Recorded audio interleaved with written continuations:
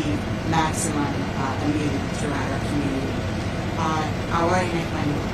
Gracias a todos por acompañarnos hoy y gracias al gobernador DeSantis. El condado de Miami-Dade está trabajando con el estado de Florida para continuar este esfuerzo de vacunación. Ya hemos administrado la primera ronda de vacunas a más de 32,000 residentes y hemos comenzado a administrar la segunda ronda, que ha sido recibido por 690 y un trabajadores de salud de la primera línea, socorristas y adultos mayores de 65 años. Nos complace anunciar aquí que Hard Rock Stadium comenzará a administrar la vacuna a personas elegibles, además de continuar ofreciendo pruebas gratuitas. Y durante los próximos días comenzaremos el proceso de equipar otros sitios en el condado de prueba para administrar la vacuna también, pruebas y la vacuna.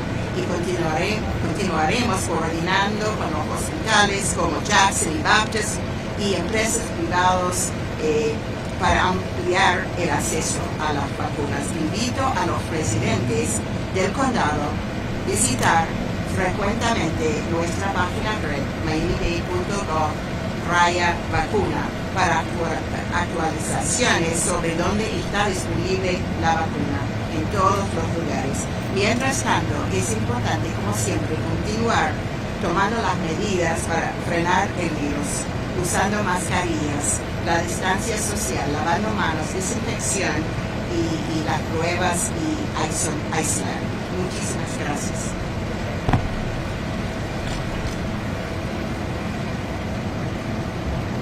Good afternoon. Thank you all for being here. I want to thank the governor again for his leadership.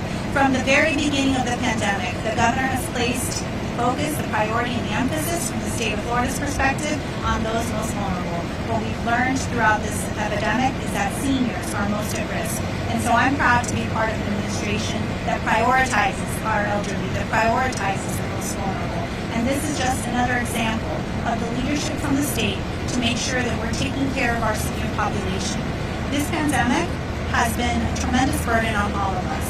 And what we've seen every step of the way is that the governor has put forth plans, has put forth action to make sure we're addressing this pandemic head on, making sure that we protect our seniors, most importantly, and also making sure that we continue to collaborate with our county officials, working collaboratively with the private sector, with those on the front lines, to make sure that we address this pandemic once and for all. So again, it's a privilege to be here today to announce this very important site. We look forward in the coming days to have additional sites to be able to provide additional vaccination for our seniors. We ask the seniors to have patience. We know that we are going to continue to work diligently to provide you with the opportunity to get vaccinated so that we can move forward and put this pandemic in the rearview mirror. So Governor, thank you for being here, and we look forward to continuing to work on behalf of the residents of the state of Florida. Thank you, everyone, and good afternoon. Governor, thank you so much for coming down to our county, and really this is a testament to what we see behind us today, and seeing how efficiently this is happening. This is a testament to the leadership, obviously, from the governor, and again, through our mayor, and all the men and women that are here that are doing this, from the Florida National Guard to all of the people that are the healthcare workers that are providing this care for all of our citizens. We can see just how efficiently this is happening, and this is just one more step in the greater plan to combat this virus. As a state, certainly from the House of Representatives, Speaker Sprowls has made this a priority to get through this and make sure that we get through this together quickly, and to make Florida the leader in the United States as to getting everyone back on track. Thank you.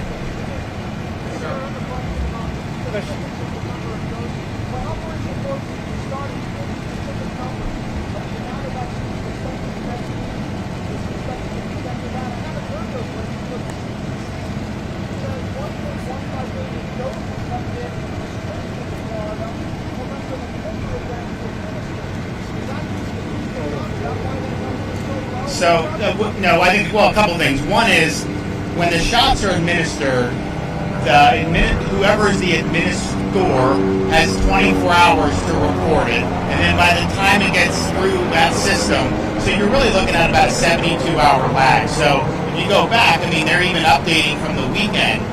So I think we're, probably, I would bet, well over 300,000. Now we are starting to do booster shots. Those are not included in terms of if we say 350,000 or whatever we do. If we do 40,000 today, let's say, that's only initial doses. That is not counting the booster shot for that. And we do still get the numbers. I think we'll probably get them towards the end of this week, and I'm happy to report. I am in negotiations though to get more than I think what we're looking at. We're looking at right now is what we're hearing. Again, this is like a system. It's there, then they finalize it. We're looking at about 250,000 next week, split almost evenly between Pfizer and Moderna. Now, as you know, that's more than we got in week 1 when we got 180,000 Pfizer. That's less than what we got in week 2. And so what I've talked to both the White House and Secretary Azar, and I just said, because we have this stuff, we're seeing how it's getting out the door. We're seeing where the shots are going in arms. And when I have enough people telling me they can do more, we want them to do more. And so we've asked for more. And I think you're going to start to see that really pop to scale very soon. Governor, a question for you, Governor. And then they also get the booster. So if I tell you that we had 300,000 new doses, when I say that, I mean just the initial dose. I'm not counting the booster. So if I ask them for 250,000, that's not the boosters. Like we assume we're going to get the boosters anyways. Governor, question for you. Governor, over here. Right.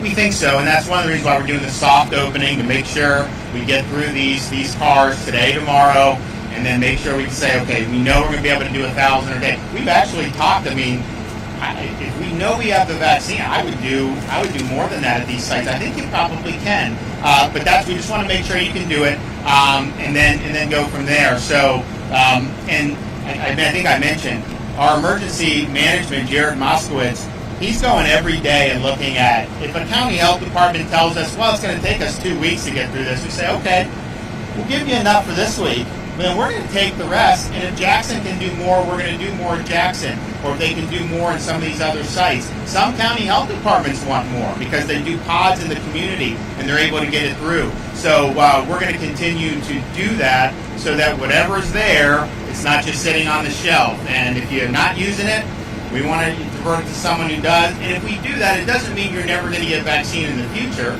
It just means let's get it out the door, let's get the shots in the arms. And I think that you'll start to see that being apparent too as more flows to Jackson.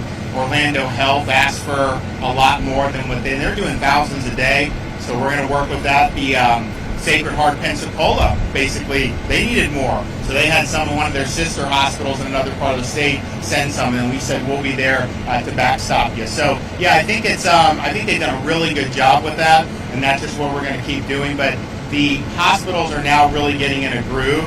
They're working in the communities, and so like what we did in Pensacola, what you're doing here between county health, emergency management, and the hospital system, you're going to start to see a lot of this stuff over the coming days, and I think that's going to be really exciting for a lot of people. Governor, question for you. As we're opening more on testing for, vaccination sites that are being built in testing sites, is there a worry that the amount of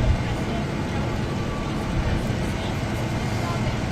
can you talk about your conversion? So the question is okay, because we are still doing testing here for the diagnostic testing, and we'll continue to do. One thing I have told people though is, if you're in the category, if you're 65 and up, or if you're a frontline healthcare worker and you don't have any symptoms and you want to do something about coronavirus, you're much better off getting the vaccine than going in for a diagnostic test. I mean, if you have no symptoms, the chance of you being, so it's just better to do that.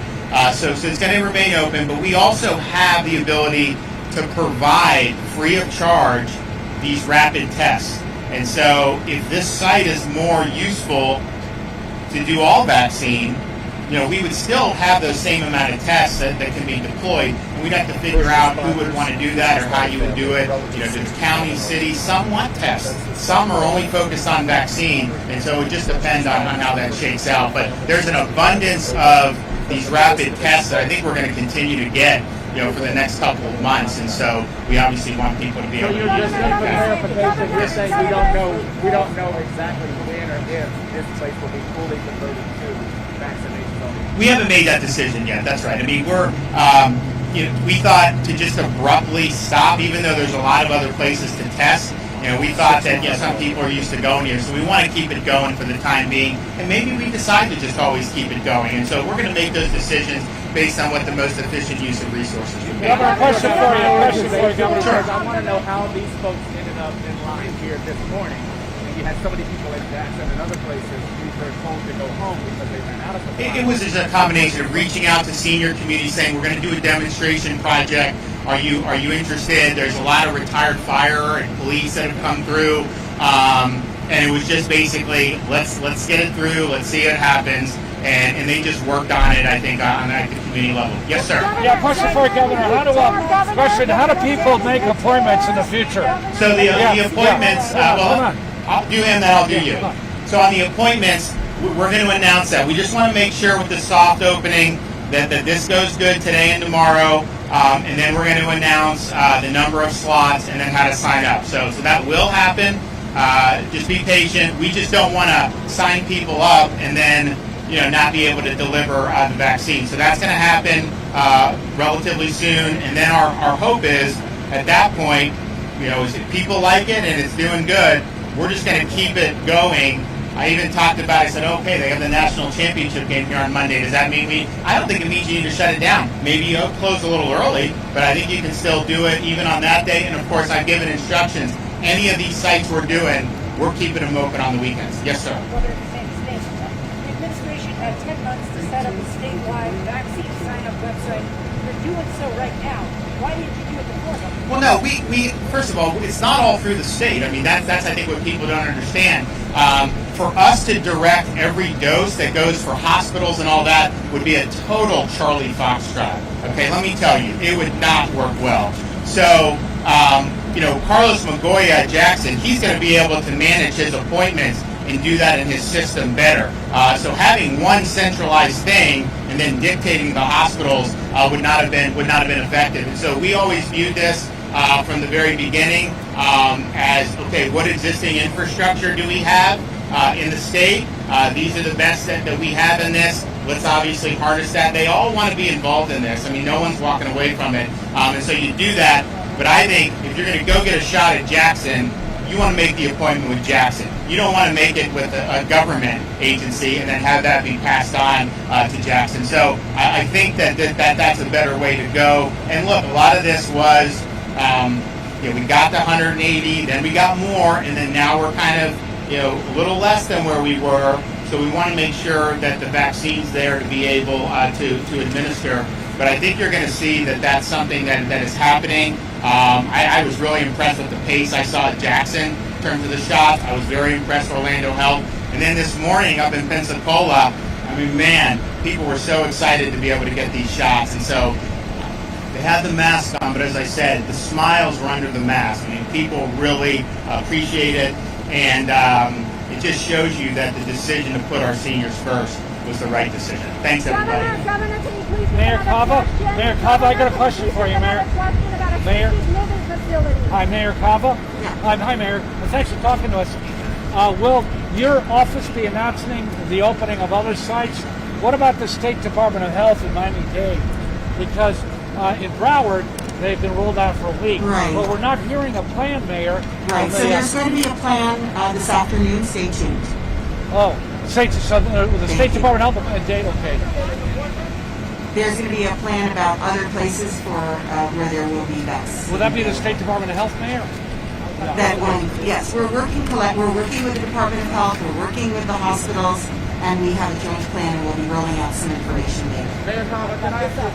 Yes. Can you tell us in Spanish? Tell us in Spanish about the started operating today in Spanish. Voy a tratar. Bueno, aquí estamos como un piloto, que unas personas que vienen para su vacuna y van a ver cómo sale y la cantidad de personas que pueden ser servidos aquí, y durante unos cuantos días, 2, 3 días, no sé exactamente, van a anunciar la cantidad y cómo participar. ¿Cómo fueron escogidos esas personas?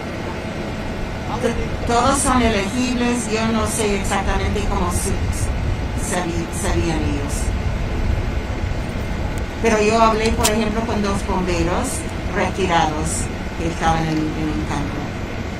The governor left. I don't know if you could potentially answer this or address this, but Okay. there are issues with folks coming in from out of state, potentially signing up and getting appointments for Right. vaccines in our county, Right. whereas other people in our county cannot. Right. I mean, Any way to this address that issue or Right. prioritize So folks who live here? identification is required, and the governor has not. He's basically said that if you live here and you come, you can get it. What if you don't? Thank you.